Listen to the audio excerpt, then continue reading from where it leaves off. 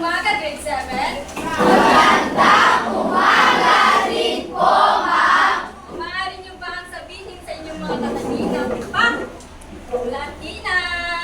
Pak Latina! Eh, bago ang lahat, naunahan mo ang panalangin, Hana. Dito po tayong lahat at tayong manalangin. Ama, salamat po sa panibagong araw. Sana niyong sinitaran, pakipulot ang mga kalat at pakiayos ang inyong mga upuan.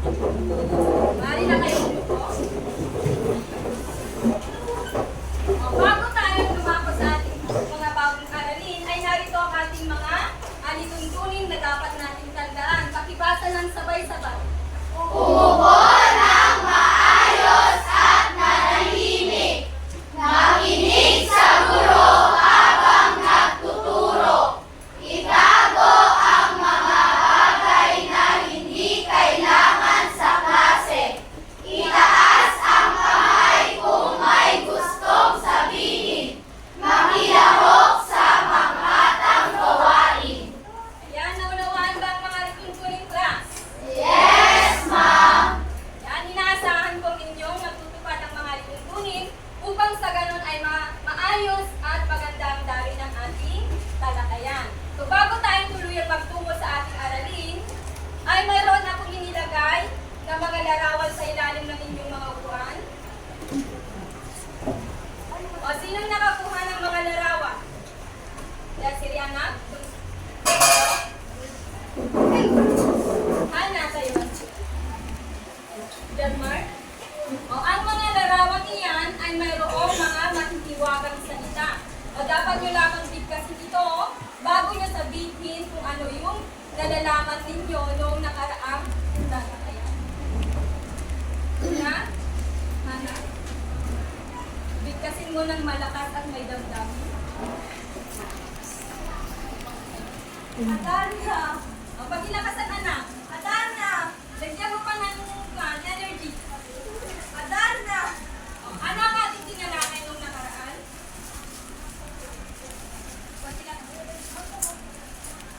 Tungkol sa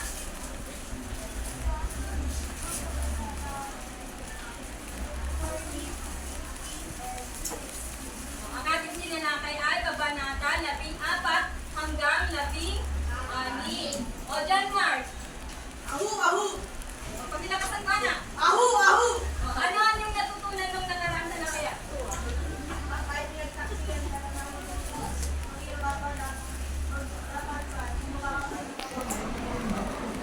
Gumawa ng kabutihan. O, pangatlo, anak. O, pag nilakasan, anak. O, ano naman ang aral na yung napulot nung nakaraan? Paglisan ng bunsong Ang uling paglisan din ng bunsong. Sekretary na kayo po. Ngayon naman, narito ang ating mga alituntunin ng ating magiging bagong aralin. Pakibasa sabay-sabay. Natutukoy ang mahalagang elemento. Nauhan, tagpuan at bangkay sa korido. Naiuugnay ang mahalagang kaisipan ng korido batay sa sariling pananaw, katangian at karanasan ng tao, at nakasulat ng isang mensahe para sa pangunahing tauhan na maaaring may temang pagkakayo, pagbibigay, pagla o pagsasamahan. Yan yung magiging layunin natin sa ating bagong aralin. Ngayon naman, bago tayo tuluyang dumako sa ating panibagong aralin, ay gigisingin muna natin ang inyong mga diwa sa pamamagitan ng pakibasa. Balon ng kahilingan. Upang inyong maintindihan ay narito ang panuto. Pakibasa na ang Ang guro ay mayroong malaking balon. Ang balon ay mayroong iba't ibang mga iwaga na nasa loob nito. Pumunot ang guro ng mag-aaral na siyang pupunta sa araw at kailangan niya lamang bigkasin ang kanyang kahilingan bago ilain ng tali para makuha iwaga na nasa loob ng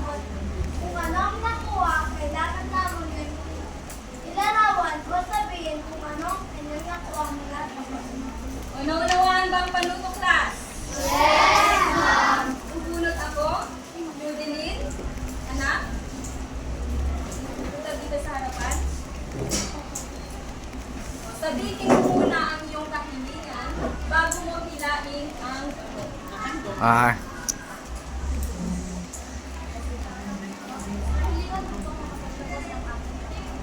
Yan. Hila ang nunungutan. Ano ang yung nakuha?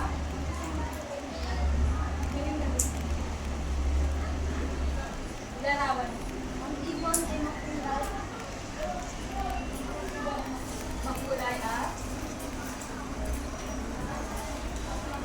at maganda. Okay, palakpakan natin si Ay, ano mo pa?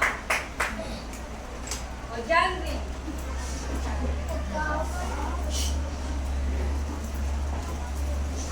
Ang kahilingan ko po ay makamit ko ang aking pangarap. Dahil mo.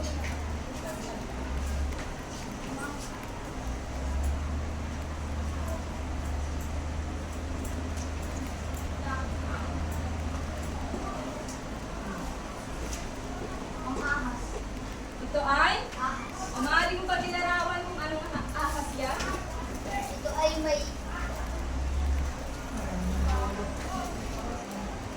ay may pitong ulo na ahas. Okay, mahusay. Palakpakan natin si Jamie. Ito pangalawa. Ay, pangatlo. Romera.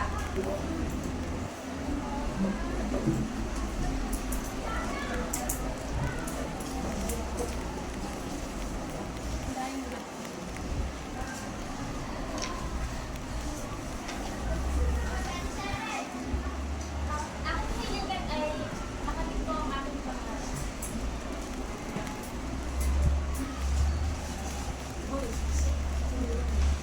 Ano yung nakuha natin?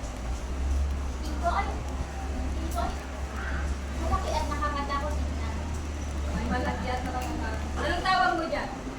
Ang ito po ay isang Gante. Mahusay. Palakpakan natin. Batay sa mga larawang inyong mga nakita, ano kaya sa tingin ninyo ang ating magiging paksa ngayon? Ano sa tingin ninyo? April? o ang ibong alam. Ang Tibong Adarna. O anong kabanata kaya ang Tibong Adarna ito? Alam niyo ba? Para malaman natin pakikila ang Tibon, anak, James. James and Angelica. Ito ba ba?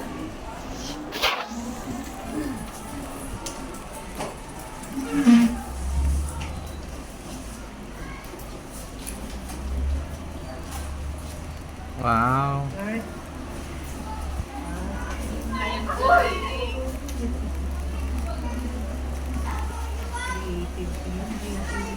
Okay, pakibasa ng sabay-sabay, anak.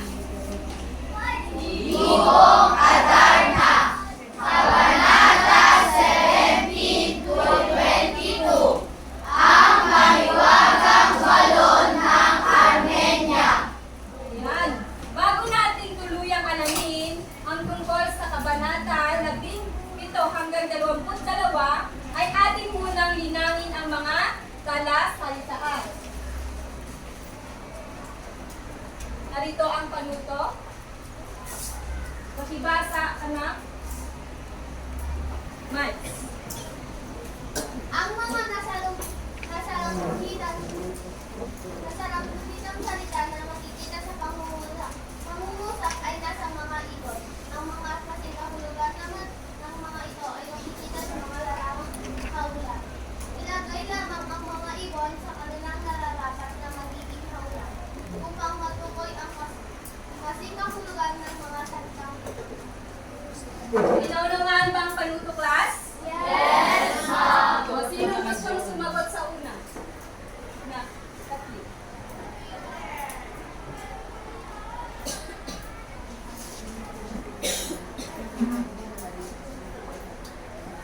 Pakibasa muna. Mabili ang mga bansamon na nakukuha mula sa iba't ibang puno kahoy sa ating bansa. O, anong kasing kahulugan ng balsam? Mo. Tama ba si Kathleen? Tama. Na, pakilagay mo yung ibon sa dito sa cover. Balsam.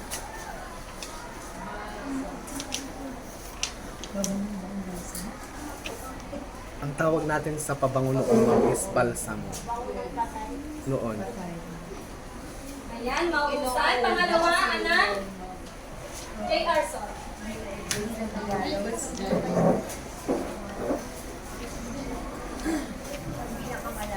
Basa mo na.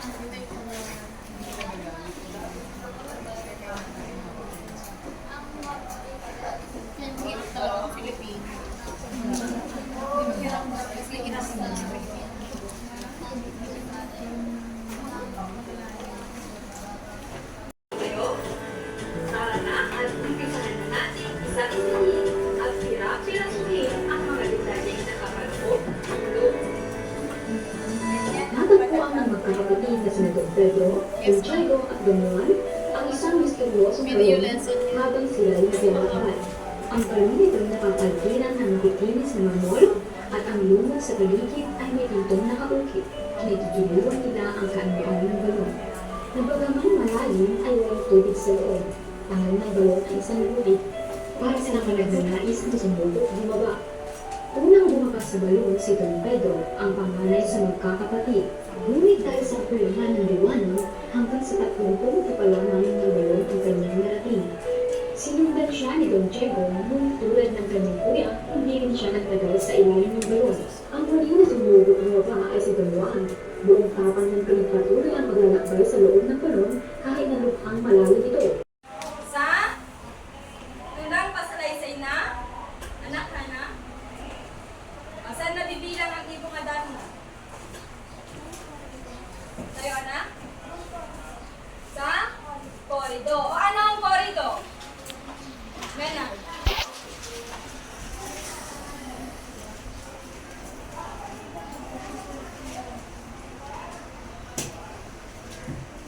Ano ang korido, anak?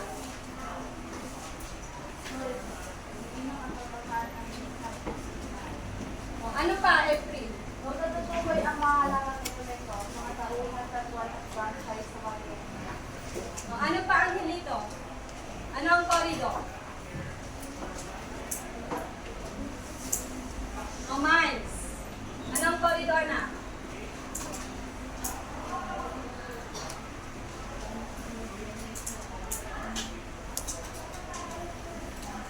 Ang korido ay?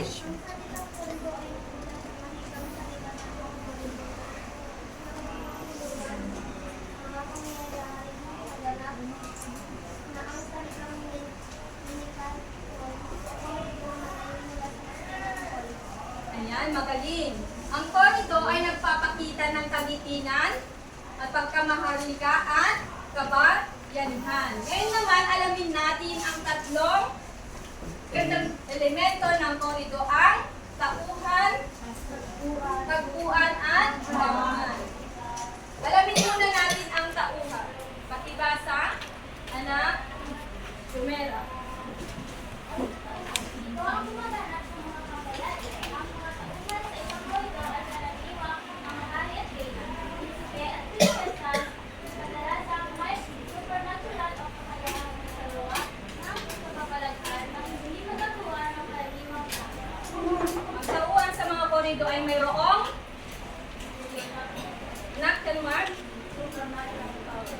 supernatural na kakayahan. O sino sa tingin ninyo, o sino sa tatlong magkakapatid ang mayroong ibang kakayahan?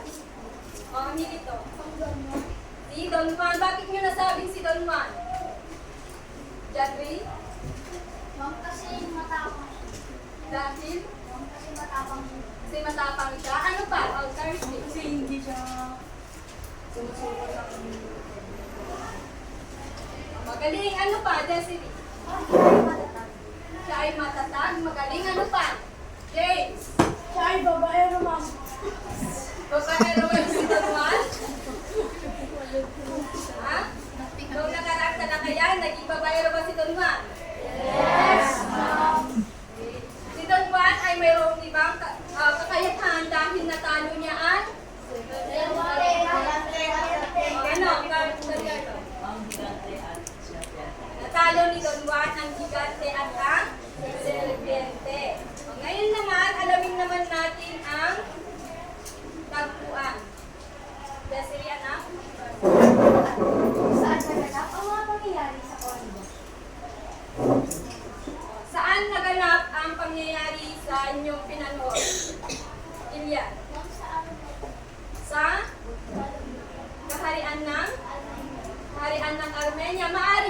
pakilarawan o ilarawan ang Armenia?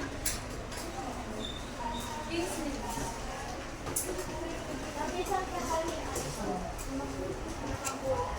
Makulay ang kaharian ng Armenia. Ano pa, Efri?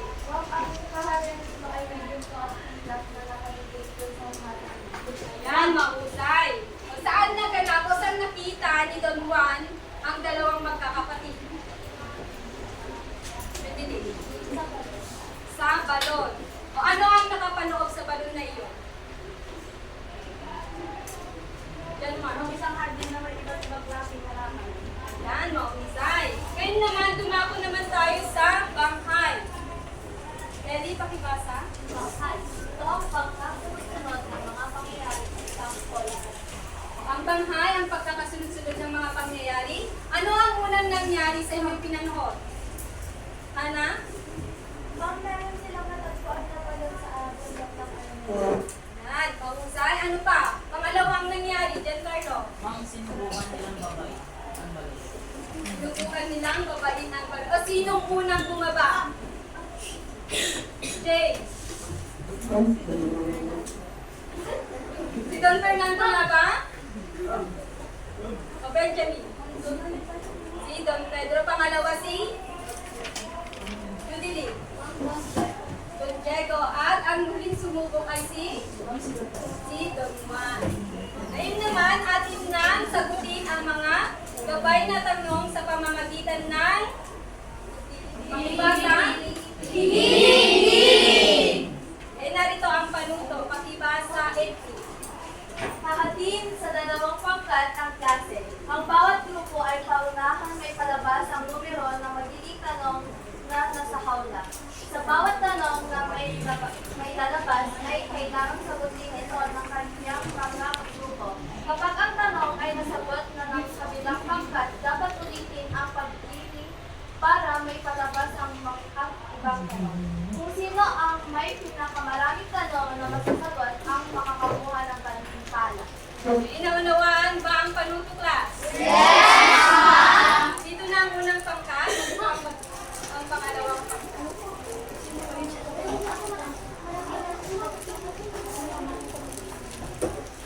Sinong unang, sino ang gigiling? Sino ang gigiling sa inyo unang pangkat?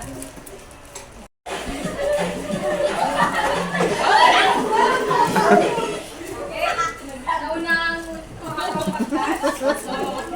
Pasok! Ikaapat na tanong. Dalawang pangkat. Sagutin ninyo ang ikaapat na tanong. Patibasa muna. Bakit pinutol ni Don Pedro ang lubid na lapisan sa maniwagang balon? Ano ang samayan ng kanyang Sinong sasagot? 18. Bakit samayan yung sagutin na yung tingit mo? Ang? Tingit mo. Inggit. O, nasubukan niyo na bang mainggit? Yes, ma'am! O, tama bang mainggit? Hindi! O, sinong may mga kapatid dito? O, naiinggit ba kayo sa inyong mga kapatid? Hindi! O, bakit niyo nasabi na inggit kay Menard?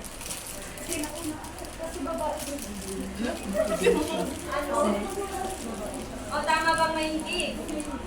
O, dapat hindi tayo naiinggit sa ating mga kapatid. O, pangalawang tanong.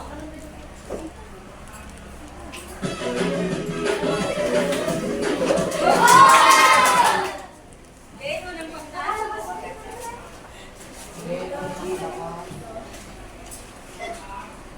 Ikalimang tanong. O, pag-ibasa. O pwede mo mag-sing. Ano sa tingin mo ang sinisimbodo ng balon sa kabanatang ito? Mga ilan? O, ano sa tingin ninyo ang sinisimbolo ng balon? Lefty. Ang pag-asa kasi nakalabas yung dalawang magkapatid. O, bakit nyo nasabing pag-asa? Kasi nakalabas si Don Leonor tapos si Don Juana sa batin. Nakalabas si? Don Leonor at Don Juana sa batin. Okay, mahusay. O, pangatlong tanong.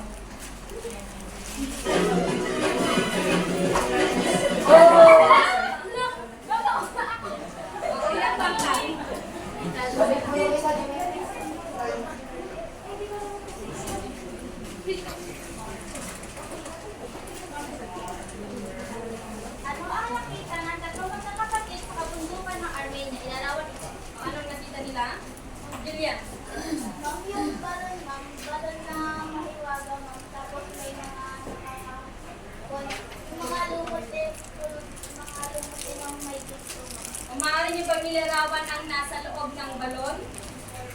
Ana? Huwag na lang kaharian sa basway malimulak na ako. Malimuyat na amoy. Okay, mahusay. Pangalawa,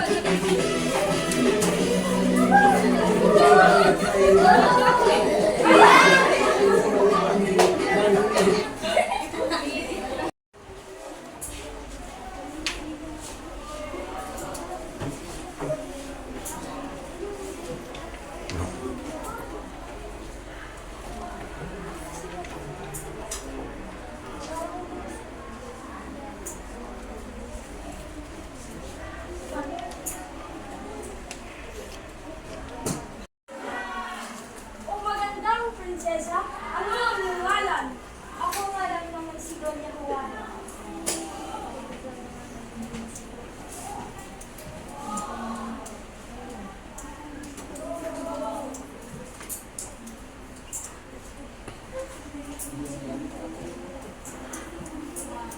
Nais mo ba akong iligtas dito?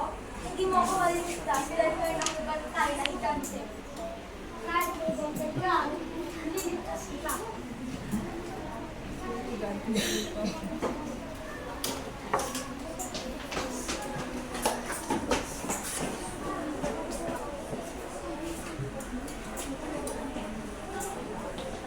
Doña Juana, may tao.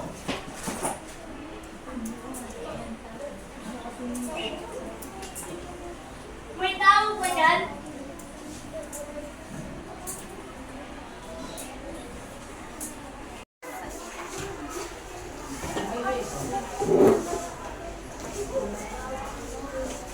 One, two, three, go.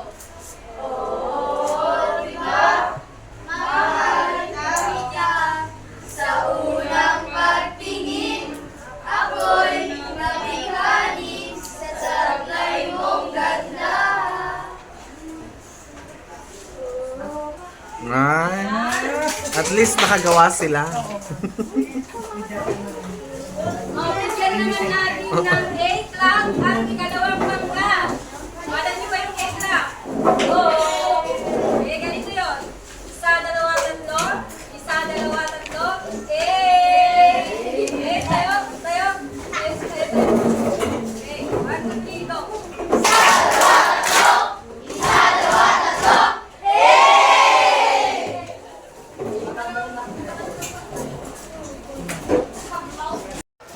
Huwag magtanim ng inggit. Inggit ay ating iwasan dahil ang inggit ay nakasira ang ating relasyon sa kapwa. Huwag tayong nagtanim para ang pagsama ng ating kaibigan. Okay, mahusay.